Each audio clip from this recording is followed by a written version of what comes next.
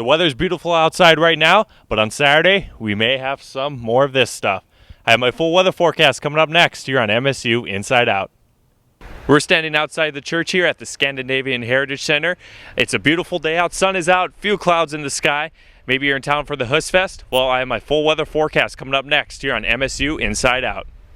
The leaves are changing and the temperatures are starting to cool down. We had some rain this morning, and well, we have a chance of rain through the remainder of the weekend. I have my full weather forecast coming up next here on MSU Inside Out. The Dragons once again have the ball right away going out for the first, giving it to Tucker. Tucker passes it outside here for Philpack and got it off, and the shot for three for Philpack. Just strokes it, the 6'6" forward, stroking that 3-point from NBA land. 3-0, Dragons in the lead. Gonna get Beavers answering, trying here with McDonald. Gives it out to Gandy. Back to McDonald. Once again, they won here against the MSU, against the Nerd Level Blue Angels in the exhibition game in our last broadcast. They haven't been home since, except against Northland College, which they crushed the team right by a lot. Wasn't even close. Yeah, looking out here, Johnson up for three of his own. Got it, tied at 3. I think we expect a big year from Josh Johnson. He's a very, very skilled player. Yeah, so forward, 6'5", 208-pound senior from Lufkin, Texas. Has had a couple good years at JUCO down in Texas and has looked really well last year, and then once again has started out very well this year. Looking at here, Tucker going to go up for an own 3 again, rebounded by the Beavers, by Gandy. 3-3 right now, all tied up. Korf, he takes some of those threes too, back outside the Korf, going up for his own 3. In and out, rebounded by the Dragons. Korf is a straight shooter. He's going to make that shot a lot of percentage of the time. Here comes up for a three-pointer for Reaver, and he gets his own 3 points there. It's 6-3. Dragons in the lead with 18 minutes left to go in the first half. McDonald setting it up for the Beavers. Tying his shoe is Gandy while on the court. That's multitasking. And here rebounded there by the Dragons, by Novak. You never know when your shoelace is going to pop off on you. It's like right now in the game. Going up for underneath for Novak. Getting some points. No foul, and gets the points. Tough there by Novak. They have a 2-point lead. Minot State has a chance to answer now. Trying to go the other way is going to be Johnson. Johnson, top of the key, gives it to Enriquez. Enriquez drives the middle, goes up for a shot for a long 2, and it's in! Anthony Enriquez gets his first 2 points, not up at 18 again. Nice pull-up jumper just in front of the 3-point line. Going the other way now for Turner. Turner passes the timeline, goes over to the right wing. Almost lost control of the ball. Looks like it was fouled there on a tripping fall. Turner gets it up, and it's in. He has 5 points for the game. 20-18 lead for the Marauders now. 5:08 left to go. Going to Randall. Randall to Enriquez. Enriquez back to Randall. Giving outside to Gandy. Gandy giving the midcourt to set up the play. Back to Randall. Randall top of the key to Enriquez. Fakes the 3. Under pressure now. Double team to Randall. Randall back to Enriquez. Shot clock at 11 now. Has to get the play in motion now. Is going over the 2 to Gandy. Gandy. Back outside the Randall. 5 on the clock. Going up for 3. They count it as a 2 actually, is Adam Randall. It was just a step inside, but a nice shot from Randall. 4 points for Randall. Knotted up at 20 apiece. 4:30 left to go here in the first half. All knotted up. Marauders versus Beavers. The new rival in the NCAA. Actually, the old new rival, I guess. Old new, yeah. Turner wants to take the 3, but it was tipped by the Beavers. Good defensive effort. Trying to go all the way on the Beavers. Off the mark was the layup. Fight for it underneath. They're going to call a jump ball. Look at that defense by the Beavers after that 3. Tip 3-pointer. Baseline pass coming up here for the Beavers. Gives it out to Bogue. Bogue back underneath to DeAngelis. DeAngelis had a good shot. Did not make it. She brings it back outside here to Jones. Jones, top of the key. Going to reset the play, it looks like. Jones with 26 seconds on the shot clock. DeAngelis in that fadeaway jumper. It works for her. Sometimes you leave it short. Jones, top of the key to DeAngelis. Bad pass there. It looks like it was tipped, actually. Yep. Going underneath the Molina. Molina driving. Underneath the Bogue. Got it. That's a great pass, driving the baseline. As soon as the help defense turns, it's just a quick little dish over to Bogue, and she's in there for the easy bucket. Bogue has 24 points for the game. She is 10 points above her average so far. Marauders by Jaspers. Here we go. Have a chance for the Marauders to take a lead now. They're down by 1 point. Defense once again by the Beavers, going up for 2 for Turner. Did not get it. Right into the hands for the Marauders, though, as it went out of bounds to Dorr. Dorr underneath the Musagai. Musagai versus Frazier. And it looks like it's got to be touched, yeah. Yeah, so it's going to be in favor of the Marauders. Coming in for the game is going to be Josh Johnson with 4 personal fouls. So this might be his last effort right here for Josh Johnson.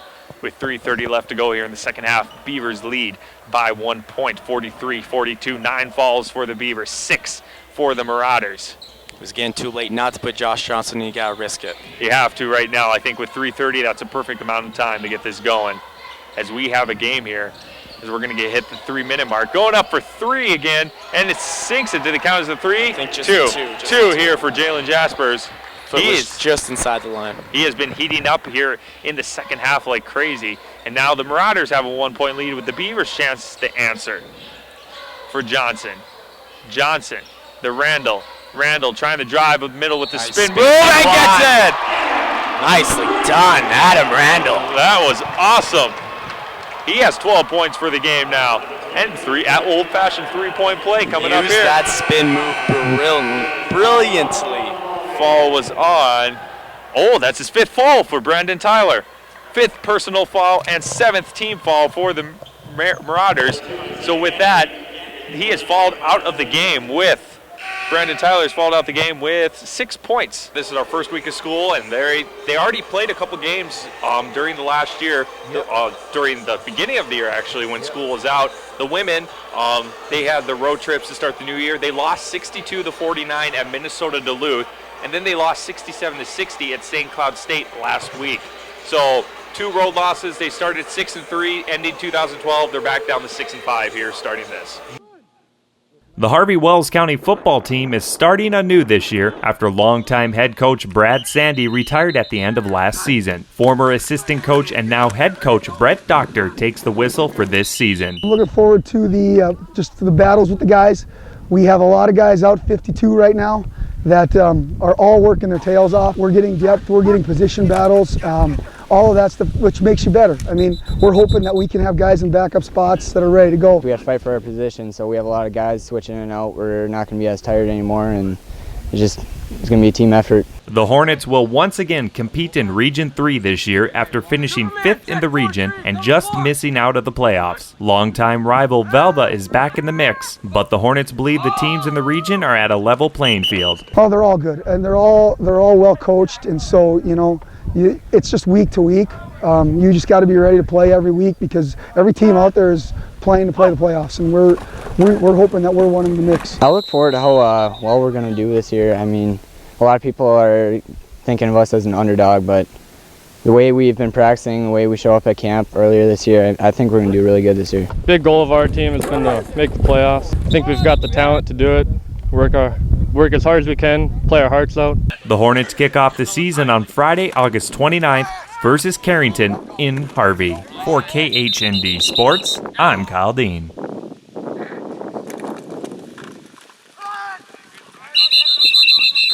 The Harvey Wells County Hornets are gearing up for the state Class B baseball tournament this weekend in Jamestown. The Hornets are returning to the state for the 2nd year in a row and trying for a better finish than their consolation championship from the year before. Head coach Charles Nias says the Hornets return experience on the field for this outing. I have 7 returning starters, so they shouldn't have the jitters that they may have had if they hadn't been there before, so I see that as an advantage. We're a solid team defensively, and our outfielders do, anything they can get to, they'll catch, and all of our players really know the game. The Hornets will be facing a familiar opponent on Thursday when they will be taking on the Velva Drake Animus Aggies in their first round. The Hornets came out with a victory the only time these two teams met in the regular season, but know they will have to be on their game in state. Always manufacture a run early in the game, try and get the lead, and then play from the point of being having the advantage of being ahead. We know our defense is going to be good, but we just need to hit the sticks good. Need to score some runs right away and get on top of them. The first pitch for the Hornets will be at 6:30 p.m. at the Jack Brown Stadium in Jamestown. You can also tune in on air, online, or on your mobile or tablet devices right here on the Mix 1470 KHND. For KHND Sports, I'm Kyle Dean. Snowfall, cold temperatures, and wind chills have made Minot High baseball get off to a slow start this year. Coach Pete Stenberg says it's been difficult not to get a game under their belt, but they have been busy throughout the season. We're trying to change up our schedule a little bit. We're doing some weightlifting activities twice a week, doing batting cage practice. We're able to get up here in the Minot State University Dome probably 4 times out of the 5 during the week. There is one team member that has additional difficulty adjusting to the weather. Let's not play baseball. Junior pitcher Dimitri Zafra recently moved to Minot from Naples, Florida with his parents for the motel business boom in the area. The length of the baseball season is one difference that he noticed. Florida, I played about 10 to 11 months and I got a month off. That was the start of school to get situated and everything. That won't stop him from playing at his best. Way to keep it low, baby. Well, Dimitri comes in and he's going to throw strikes. We haven't seen him against live hitting yet. We've done some stuff in the cage, but he's throwing 84 to 86, keeps the ball down, and he changes speeds very well. His changeup is about almost 18 miles an hour different compared to his fastball, and that's a pretty tough pitch to hit when you're throwing a fastball at 86 miles an hour. From his old high school in Palm Meadow Ridge in Florida to now in Minot High, Dimitri enjoys the weather and also the baseball program. A nice pitch, ground. I found it no big deal. I actually like the cold weather better because the hot, I get tired faster, and up here my stamina is going to stay a lot longer. I like the Minot program a lot better because I like the players. They're really good. I like them. They have good team chemistry. It's just better high school. With a good foot of snow on Corbett Field yet, where the Magicians play their home games, they don't expect their first game until the end of April. That doesn't stop Dimitri ready to prove his critics wrong. I've been getting a lot of critics up here about me not doing really well up here because of the weather, and I really want to kind of prove the other schools that I'm going to be a big threat this year, and I'm going to help them win a state championship. He has one team he's looking forward to play against. Century. I heard they're the top in our region, and I want to get at them. There's some advice that he once got that's going to help him with the transition. Never stop until you reach the end, and there's no end. Hopefully in a few weeks, Dimitri and the Minot Magicians can start playing some baseball. Reporting for Midcoast Sports Network, I'm Kyle Patterson.